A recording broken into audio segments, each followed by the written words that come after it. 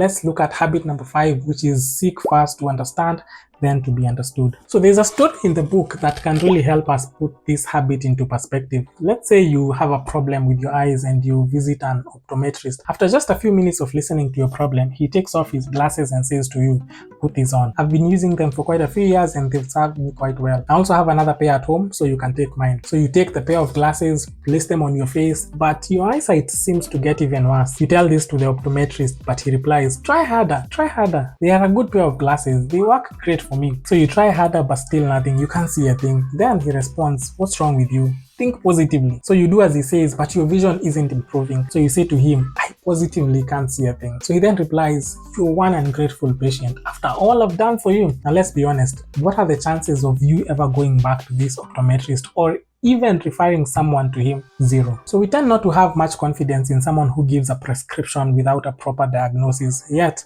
this is exactly what we do when it comes to communication. We have this tendency to rush to fix things up with good advice, but we often fail to take the time to fully diagnose, to really deeply understand the problem first. That's why the key to effective interpersonal communication is to seek first to understand, then to be understood. You'll notice that there are two parts to this habit. The first is seek first to understand, then to be understood, and that is the correct order to ensure effective communication. But we mostly do it the other way around, and that's where the problem starts. Most people do not listen with the intent to understand. They listen with the intent to reply. They are either speaking or preparing to speak. They are filtering everything through their own paradigms, reading their autobiography into other people's lives. They are constantly projecting their own home movies onto other people's behaviors. Simply put, they prescribe their own glasses for everyone with whom they interact. They'll say things like, oh, I know exactly what you're feeling. I went through the very same thing. Let me tell you about my experience. So here's the thing. We are so deeply scripted in these responses that we don't even realize when we use them. Now, communication entails reading, writing, speaking, and listening. We've all spent a lot of time learning how to read and write. We should have spent enough time learning how to speak.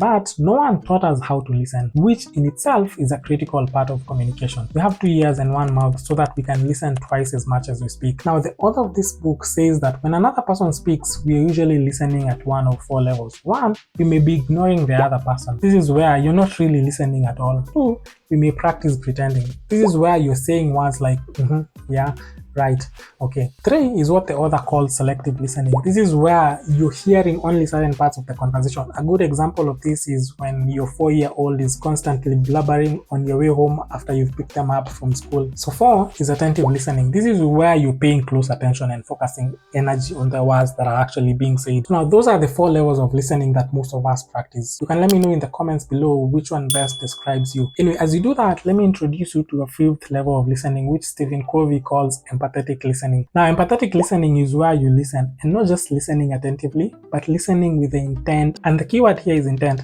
Listening with the intent to understand. It means seeking first to understand, to really understand. It's about getting inside another person's frame of reference. You look through it and see the world the same way that they see the world. You understand their paradigm. You understand how they feel. Empathetic listening is not about agreeing with someone. It's about you fully, deeply understanding that person, emotionally and intellectually as well. And this is not an easy thing to do, by the way, because it requires such a heavy initial investment of time and effort. It also requires some level of vulnerability from both parties, which explains why it's so much easier in the short run to just hand someone the same pair of glasses that have fit you so well over the years. But what you need to remember is that the key to good judgment is understanding. By judging fast, which is what most of us do, a person will never fully understand. Yet, you want to be on the same side of the table looking at the problem together, instead of being on opposite sides looking across at each other. And often what happens is that when people feel understood, they tend to open up, and in the process, they end up unraveling their own problems and the solutions become clear to them. You might not even need to give them any advice. So before we head over to habit number 6, let's talk about the third alternative. Remember, we mentioned it as we were talking about the win-win paradigm under habit 4. So after we've understood the other person, then we can move on to the other part of the equation. I get to do this only after I can explain your point of view as well as you can. Then,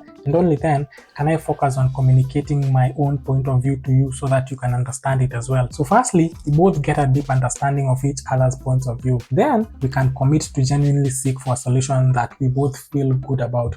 a win-win if you may. So we work together to produce that alternative solution to our differences, one that we can both agree is better compared to what each of us had initially proposed. So once you understand that life is not always black and white, that it's not always either or, and that there are mutually beneficial third alternatives, there are win-win solutions, then you become more secure in your position. You understand that you can step out of your own frame of reference. You can get to deeply understand someone else and see the world from their perspective. Next time you're communicating with other people, put aside your autobiography, set aside your paradigm, and genuinely seek to understand them. Because when you seek to understand, our differences are no longer stumbling blocks to communication and progress. Instead, they become stepping stones to synergy. So which brings us to habit number 6 of the 7 habits of highly effective people.